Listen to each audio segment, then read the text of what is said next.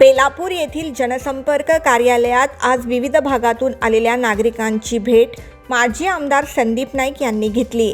यावेळी नागरिकांनी आपल्या परिसरातील विकास कामे, पायाभूत सुविधा, शासकीय योजनांचा लाभ तसेच इतर विविध प्रश्न आणि मागण्या मांडल्या। प्रत्येक नागरिकांचे म्हणणे संयमाने ऐकून घेण्यात आले।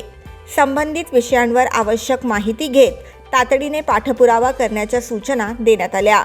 नागरिकांच्या प्रश्नांचे प्रभावी आणि वेळेत निराकरण व्हावे यासाठी आवश्यक ती कारवाई करण्यावर भर देण्यात आला। यावेळी बेलापूर येथील काही दिव्यांग नागरिकांनी परिवहन समिती सदस्य राजश्री कातकरी यांच्या नेतृत्वात संदीप नाईक यांची भेट घेतली।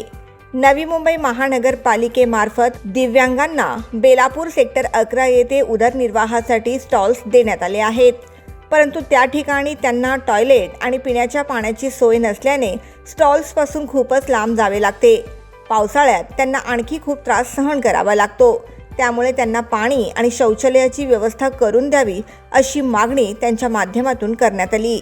यावर माजी आमदार संदीप नाईक यांनी संबंधित अधिकाऱ्यांशी ताबडतोब दूरध्वनीवर संपर्क साधून दिव्यांग व्यक्तींना पाणी आणि शौचालयाची सुविधा उपलब्ध करून द्यावी अशा सूचना केल्या।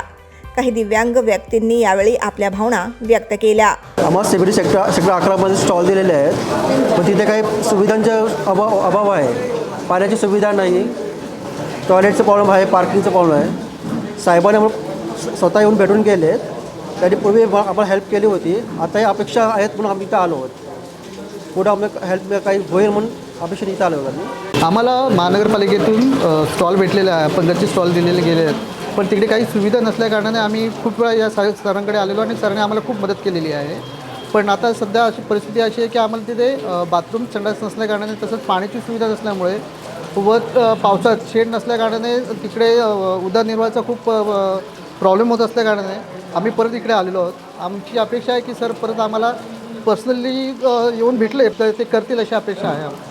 जनसंपर्क कार्यालयाच्या माध्यमातून नागरिकांशी सातत्याने संवाद साधत त्यांच्या अडचणी समजून घेणे आणि त्यांचे निराकरण करण्यासाठी प्रयत्न करणे ही लोकप्रतिनिधी म्हणून महत्त्वाची जबाबदारी असल्याचे यावेळी सांगण्यात आले।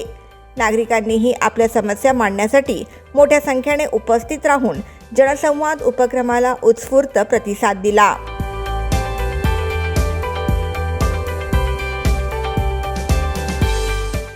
Bureau report, the metro.